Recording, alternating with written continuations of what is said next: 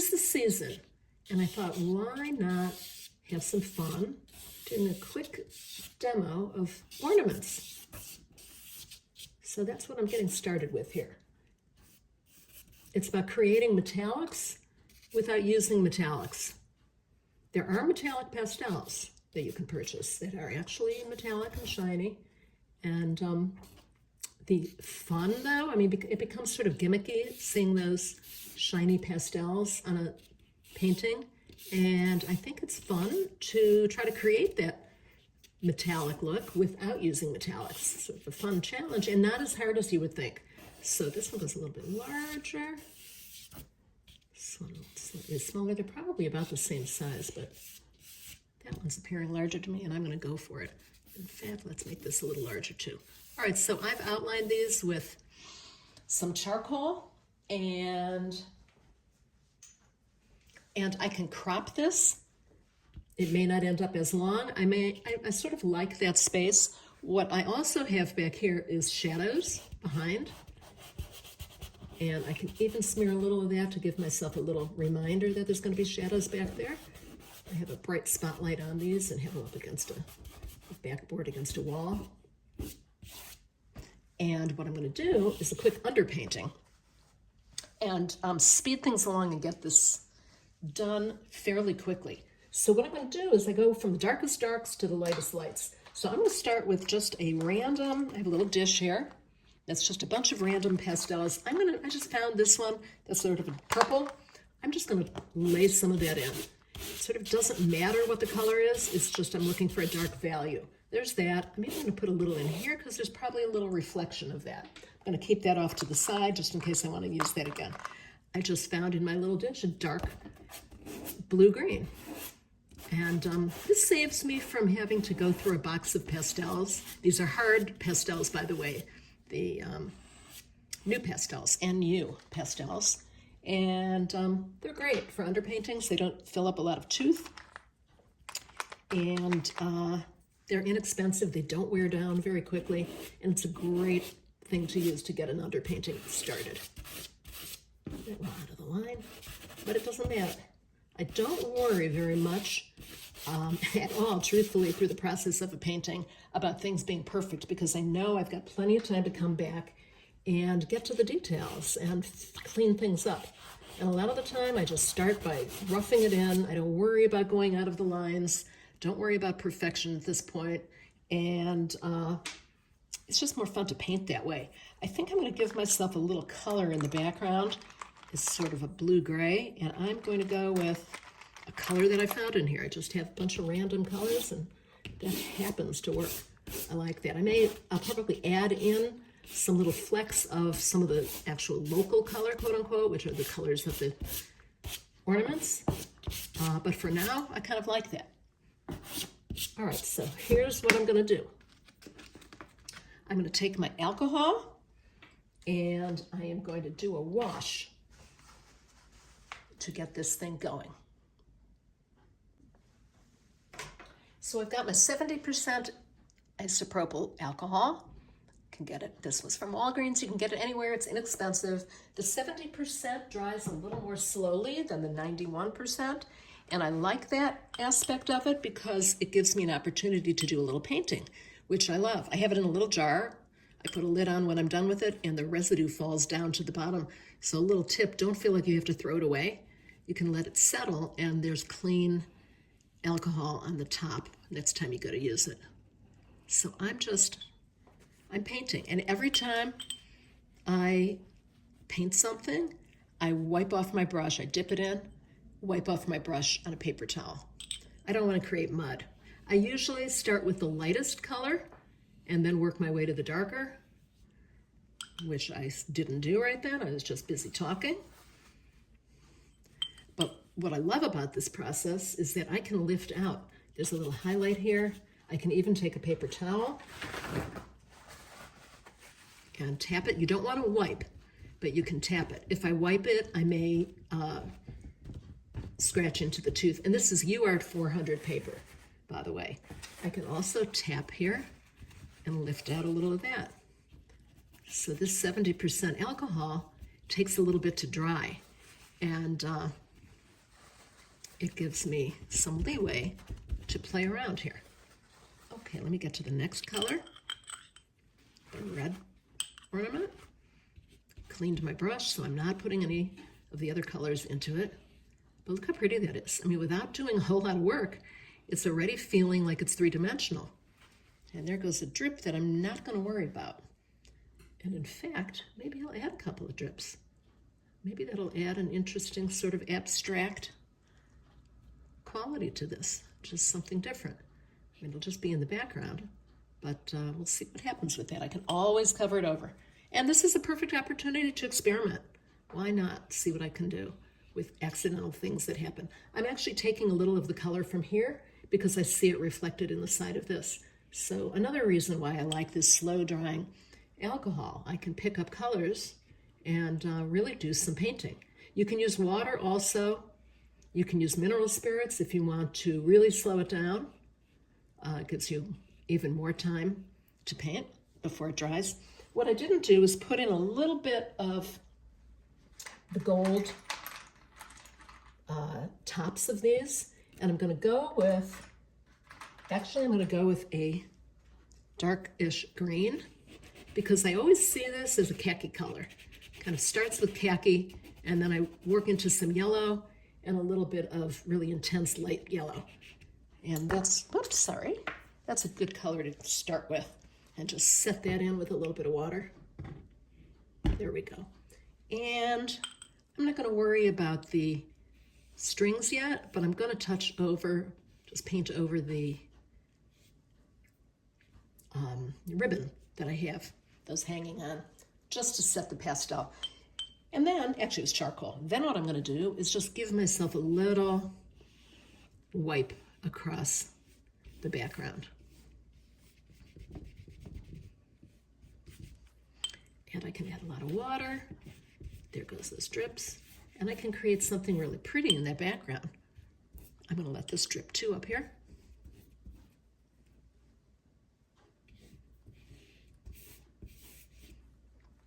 Each time I'm wiping it off, if I want to let it drip, I have to have a little more I have to have a little more alcohol in my brush. And by the way, this is a really soft, inexpensive watercolor brush. And you want to use something inexpensive. Don't use a really good watercolor brush because the tooth on these sanded papers could ruin your brush. But this has lasted forever. I've had this for so many years. It is a Morilla Series 302 Golden Taklon.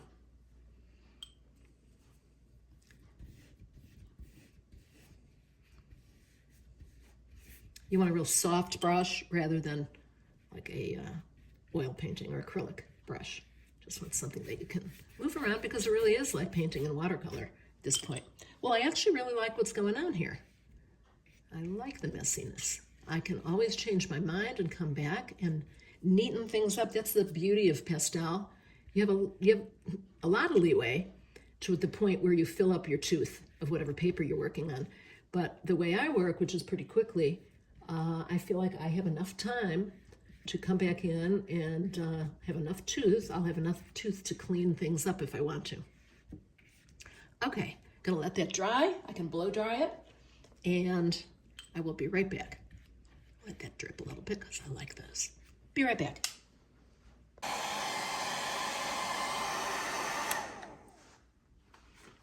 Okay, that's dry. You can tell when it's dry by touching it. If it feels warm to the touch, it's dry. If it's cool, it's wet, and I'd hold off because it can damage your pastels. They'll sort of disintegrate in the wetness. All right, so you can see my colors that I've chosen on screen. And as always, I'm starting from dark to light. So I'm going to come in and I'm going to try to knock this out fast. I have a really great start. And I don't think this should take me too long, especially because I'm going to try to keep this pretty general, pretty simple. I see some darks in here. I'm looking at these shapes within the ornament, these reflections, as abstract shapes. They are things around my room that are reflecting. Some are lights, spotlight here, there, ceiling lights. There's a lot going on.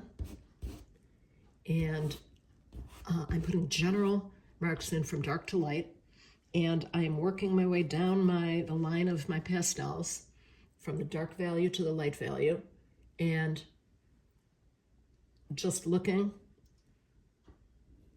for where those lights are hitting. They're getting lighter.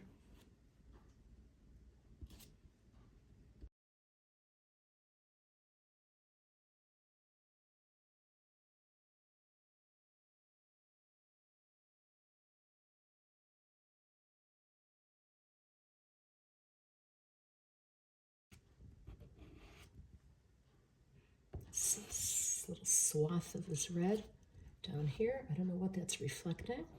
Might be my black apron that I'm wearing. That might be seeing myself in that from when I took this photo.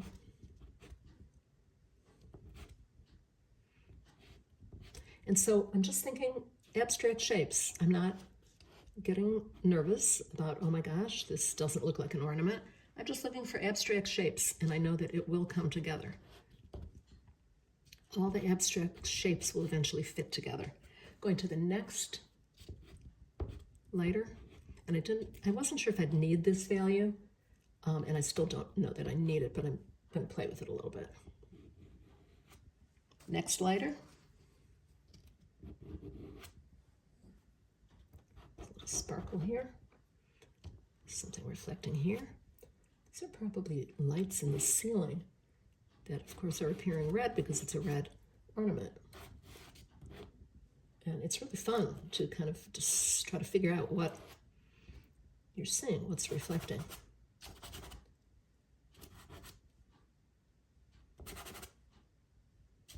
Just see a little darker in here. There's a snowflake in gold, and I have to put the dark in behind that before I get the snowflake in there. Moving to the next value, and it goes even lighter. It's pretty. That color's making everything pop. Lighter touch, I can use a harder touch, heavier touch, or a lighter touch to have it just skim across and let some of the color underneath come through. I dropped down below the perfect circle that I had, and I am not worried about it because I'm going to come back in with the background. I love working this way where when I'm doing some objects that have a simple background, I don't have to worry about getting the background in first because I can come back a little bit later and actually do some carving, which is fun. So I get, on a project like this, I get to start out by painting, and then I can come back in and create with pastels, make my marks, and then I can come back and I feel like I'm sculpting. I'm sort of carving out that background, which is really a lot of fun. And everything comes together at that point. I'm looking to see if there's anything else reflecting in here, and I just see a little bit of red, or maybe I'm imagining it, but I like to think they're bouncing off of each other. There's a little of that, and I'm going to go for a little bit of my dark green in here, just so that it creates continuity within the painting, and everything connects to everything.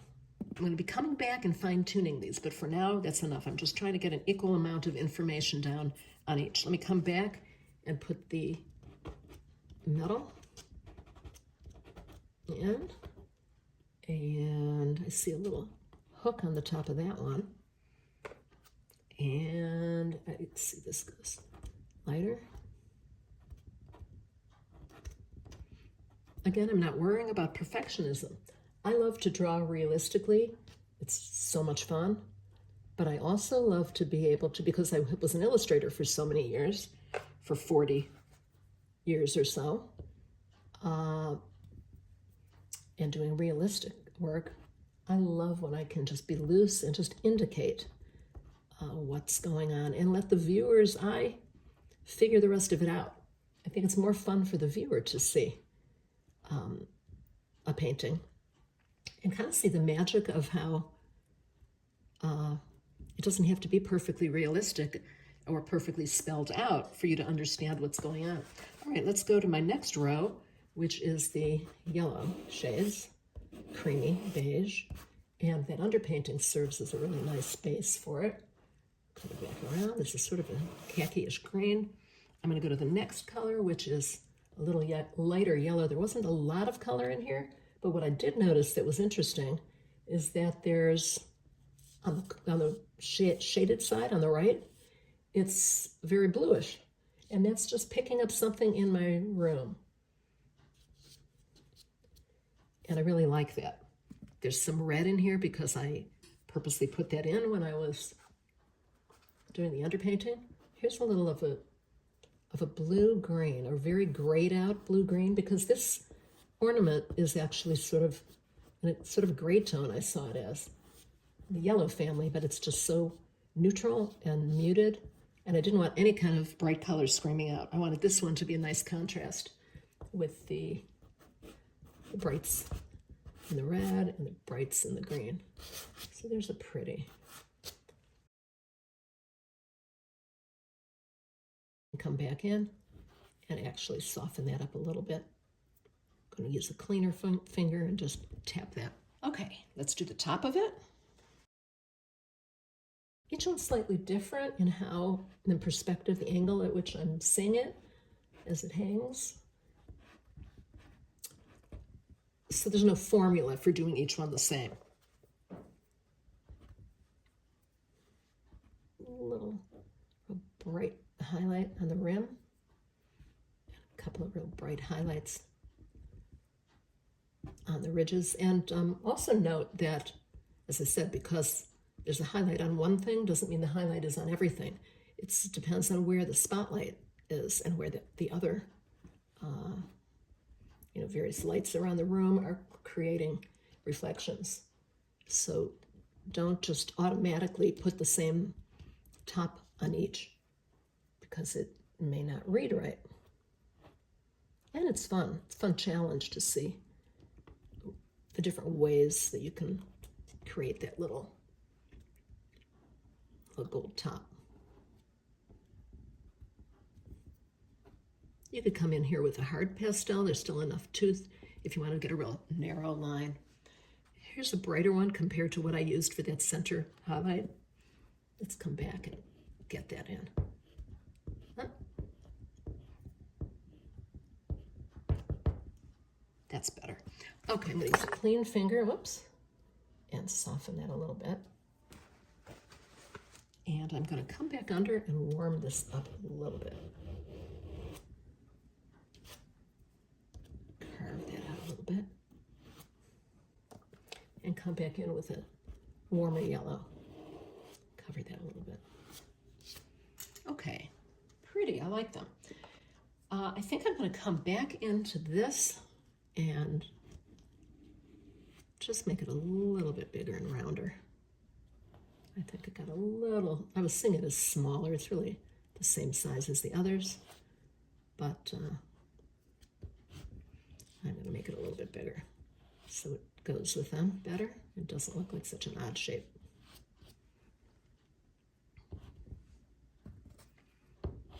Darker, dark, dark, dark.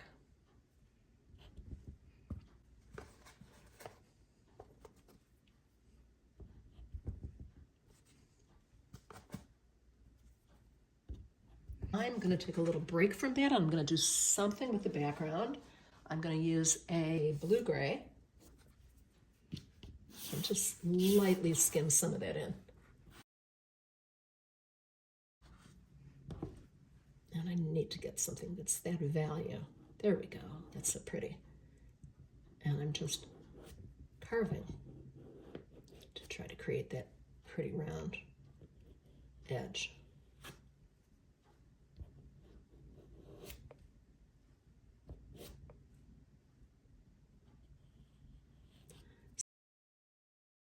So this is where I hold my breath and really concentrate. I see a shadow line.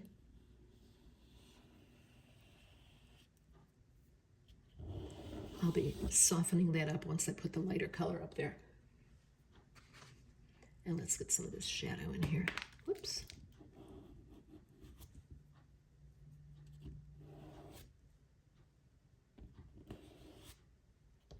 Just drop down. And I'm actually going to add a little bit of the red, the darker red in this, just to make it go a little darker. And imagine that some of the red is sort of projecting onto that wall.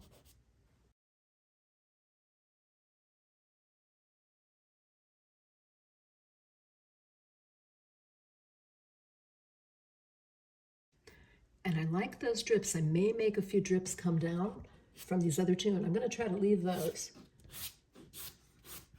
I may make even this drip a little more. And all I have to do is hold a little bit of alcohol up to it with a brush and let it run. I'm going to carve out this side.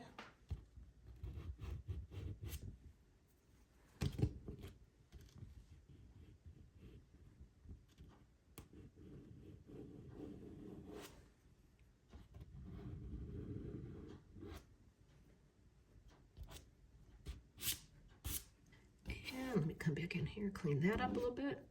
So this is where I feel like it starts to come together and drawing skills come into play. So again, don't worry about everything being just right from the beginning.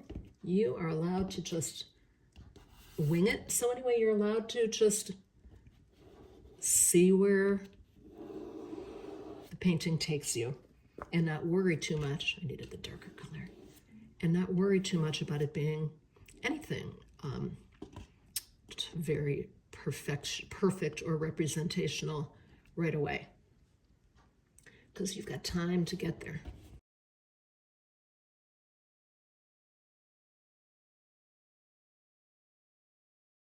And I'm going to come back in with my dark green. This is sort of hard to work with. It's a big chunky pastel.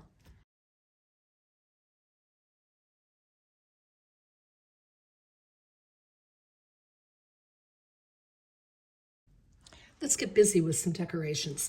I've chosen 4 different hard NuPastels from my little dish of random pastels.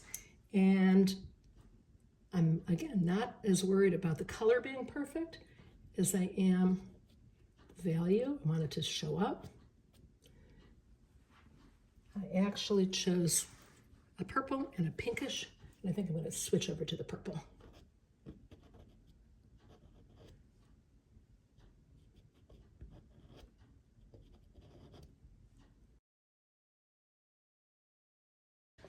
I decided to grab a soft pastel also. I think it's going to be a little easier on this one to create those shaped marks by using a little pressure. Pressure and then light as I move up.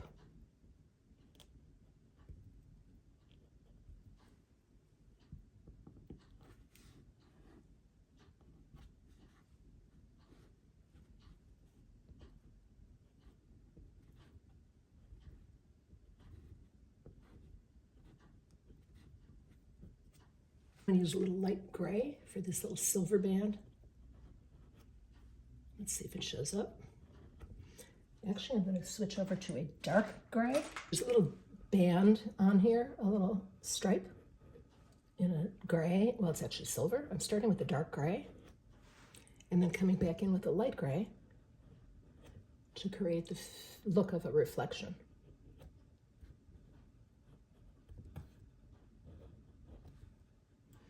And I see it coming around on this side also.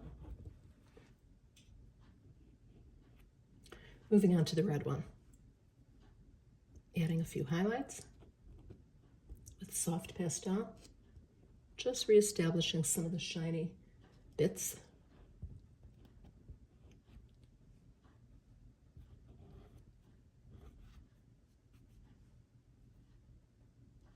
And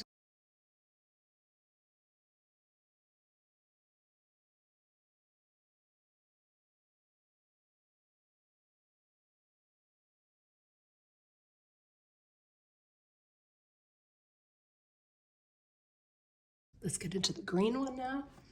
Reestablish some of these brights.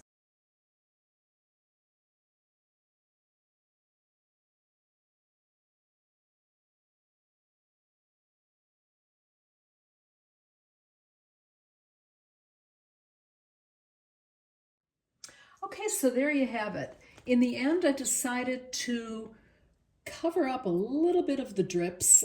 It was a bit much, but I sort of like a little of that showing. I like the looseness of it.